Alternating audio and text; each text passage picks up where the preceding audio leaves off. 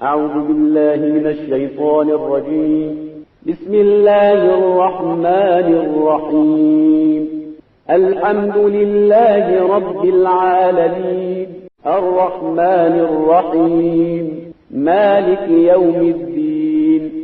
إياك نعبد وإياك نستعين. اهدنا الصراط المستقيم صراط الذين أنعمت عليهم غير المغضوب عليهم ولا الضالين. بسم الله الرحمن الرحيم. قل هو الله أحد الله الصمد لم يلد ولم يولد ولم يكن له كفوا أحد. بسم الله الرحمن الرحيم. قل هو الله أحد الله الصمد لم يلد ولم يولد ولم يكن له كفوا أحد. بسم الله الرحمن الرحيم. قل هو الله أحد الله الصمد لم يلد ولم يولد ولم يكن له كفوا أحد. اعوذ باللہ من الشیطان الرجیم. بسم اللہ الرحمن الرحیم. السلام علیکم ورحمۃ اللہ وبرکاتہ. آؤ کتاب پڑھیں. آؤ کتاب پڑھیں میں ہم آپ کی خدمت میں الحمدللہ کئی کتابوں کو پیش کر چکے ہیں، جس میں صحیفہ کربلا اور قصص الانبیاء ہے. اس کے بعد ہم آپ کی خدمت میں چہاردہ معصومین علیہ السلام کے حالات پیش کرنے کی کوشش کر رہے تھے، اور آغاز بھی ہو چکا تھا، لیکن نقوش عصمت چونکہ سخت الفاظ کی بنیاد پر ابھی اس کام کو یہیں پر ملتوی یعنی روک دینا پڑا، اور اس کے بدلے میں ہم چہاردہ معصومین علیہ السلام کی حالات زندگی کے بارے میں کتاب رہبران معصوم علیہ السلام چہاردہ معصومین علیہ السلام کے مختصر و معتبر حالات زندگی، اس کتاب کو پیش کر رہے ہیں، جسے مجلس تحریر ادارہ درراہ حق. یہ کتاب اپنے آپ میں بہت ہی عظیم اور حالات زندگی مختصر مگر بہت ہی پختہ اس کتاب میں پیش کیے گئے ہیں. لہذا خداوند عالم نے ہمیں توفیق دی، سعادت عنایت کی کہ ہم نے پھر سے دوبارہ معصومین علیہ السلام کے حالات زندگی کے بارے میں کام کرنا شروع کیا. مالک کا لاکھ لاکھ شکر ہے اور اس کے کروڑوں احسانات ہیں. آئیے گفتگو کو شروع کرتے ہیں. کتاب پیج نمبر 9 سے حضرت رسالت مآب صلی اللہ علیہ وآلہ وسلم کی زندگی ایک نظر میں. مشہور نام محمد احمد صلی اللہ علیہ وآلہ وسلم، مشہور کنیت ابو القاسم، مشہور القاب رسول اللہ، خاتم النبیین، خاتم المرسلین، مصطفیٰ، حبیب اللہ، رحمت للعالمین. وقت ولادت وقت سحر 17 ربیع الاول، جائے ولادت مکہ مکرمہ، تاریخ ولادت 1 عام الفیل اور سن عیسوی 570 تھا. والد بزرگوار جناب عبداللہ، والدہ گرامی جناب آمنہ، جد بزرگوار جناب عبد المطلب، ام بزرگوار جناب ابو طالب. خد و کھال کھلا چہرہ، کشادہ اور نورانی پیشانی، نہایت مناسب اعضاء و جوارح. شادی 25 سال کی عمر میں جناب خدیجہ بنت خویلد سے شادی کی. بعثت 40 سال کی عمر میں خدا کی طرف سے مبعوث ہوئے. ہجرت بعثت کے 13 سال 53 سال کی عمر میں مدینے کی طرف ہجرت کی. رحلت 28 سفر سن 11 ہجری 63 سال کی عمر میں رحلت فرمائی. قبر مبارک مدینہ منورہ. اولاد جناب فاطمہ زہرا سلام اللہ علیہا، قاسم عبداللہ جو طیب کے نام سے مشہور ہیں، طاہر یہ جناب خدیجہ کے فرزند ہے، ابراہیم جو جناب ماریہ قبطیہ کے فرزند تھے. اس کے علاوہ کسی اور زوجات سے کوئی فرزند نہیں ہے. دنیا اسلام سے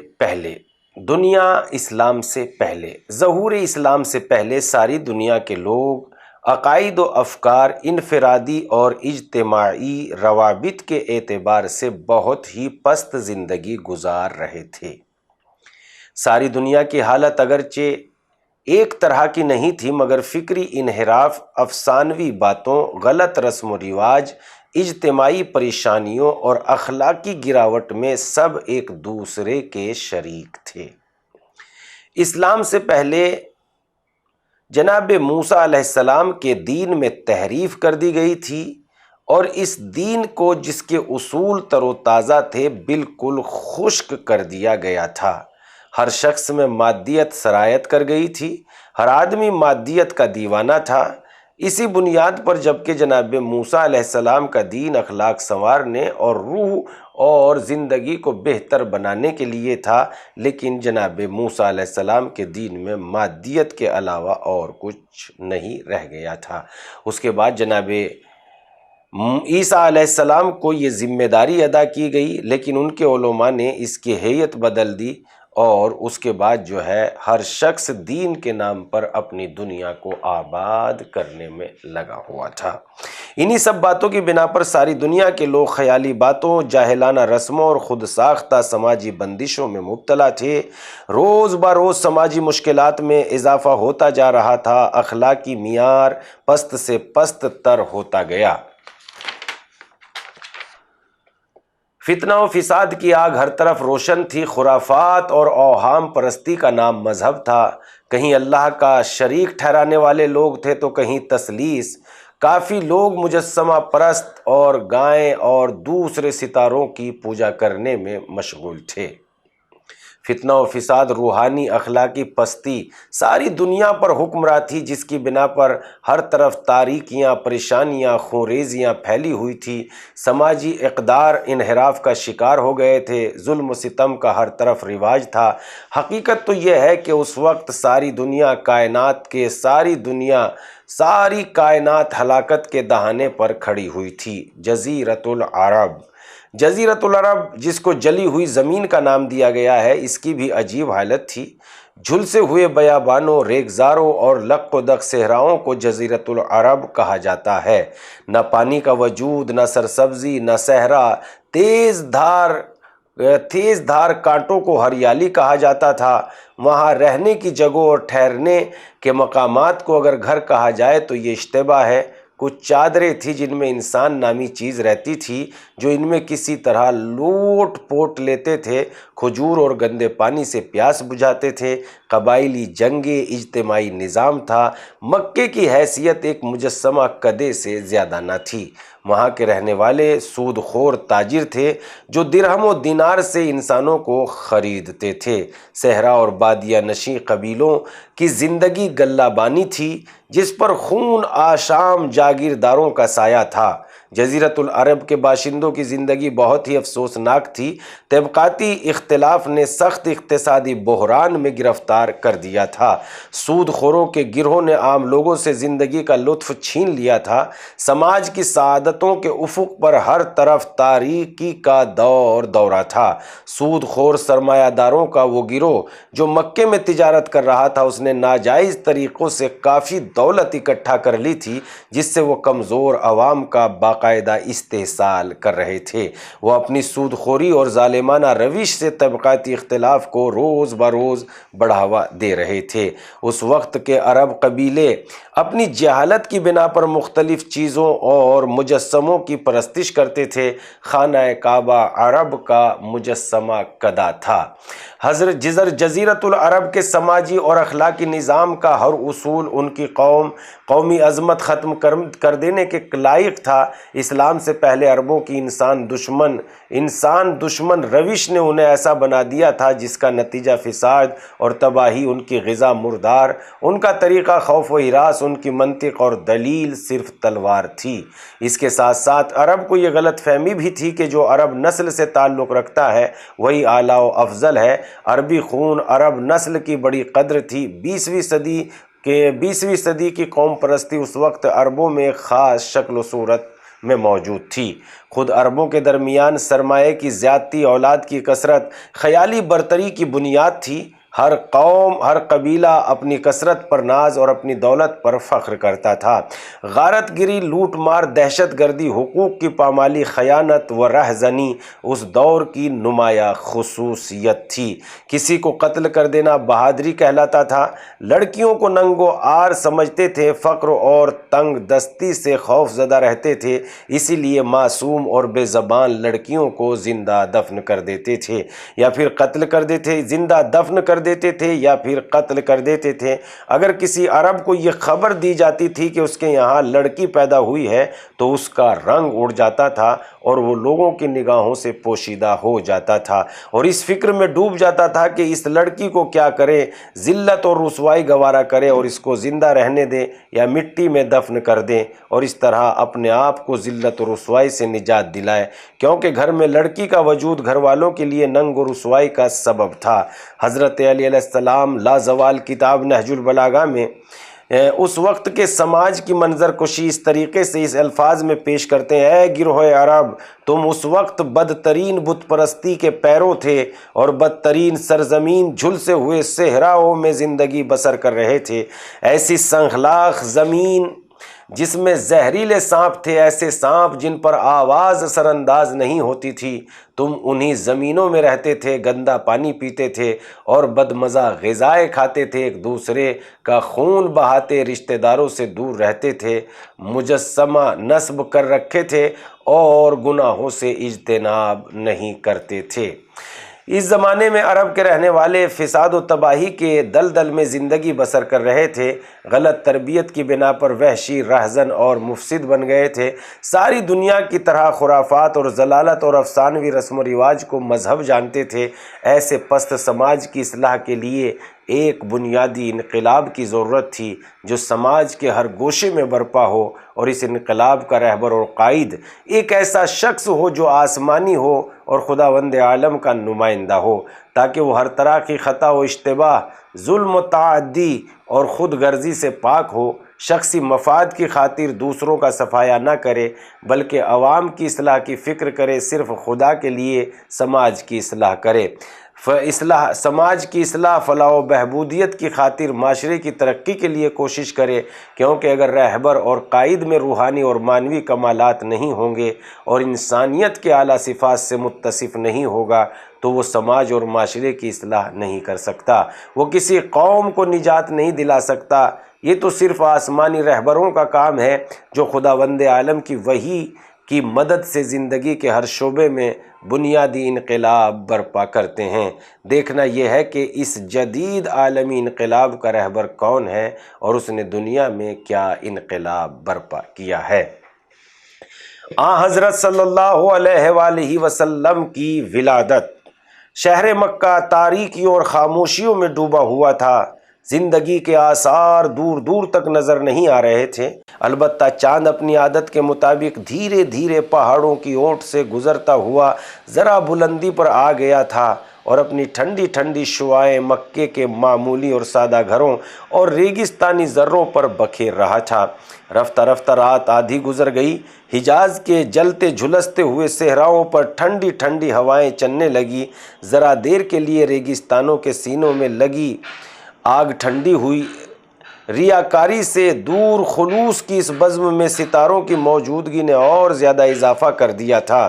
صبح ہو چکی ہے، نسیم سحر ہولے ہولے چل رہی ہے، مرغان خوش الہان سحر انگیز نغمے فضا میں منتشر کر رہے ہیں، گویا کسی معشوق سے راز و نیاز کر رہے ہیں۔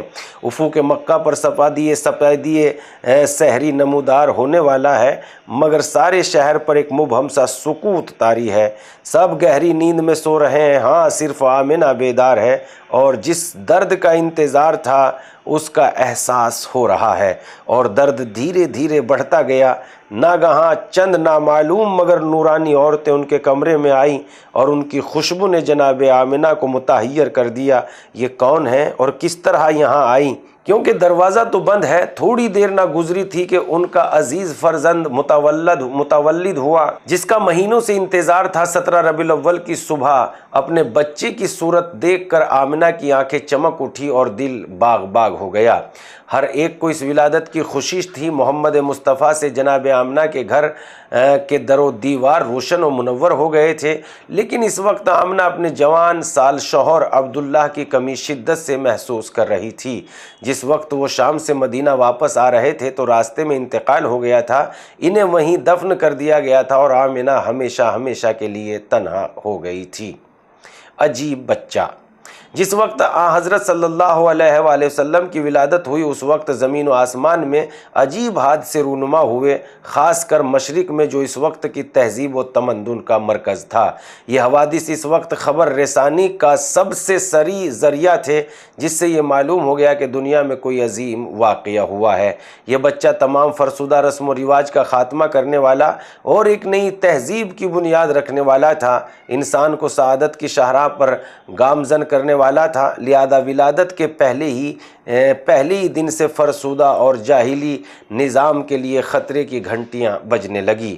نوشیرواں کا وسیع و عریض محل جس کی ابدیت کا خواب دیکھا جا رہا تھا، اسی رات میں زلزلہ آیا اور اس کے 14 کنگورے گر گئے۔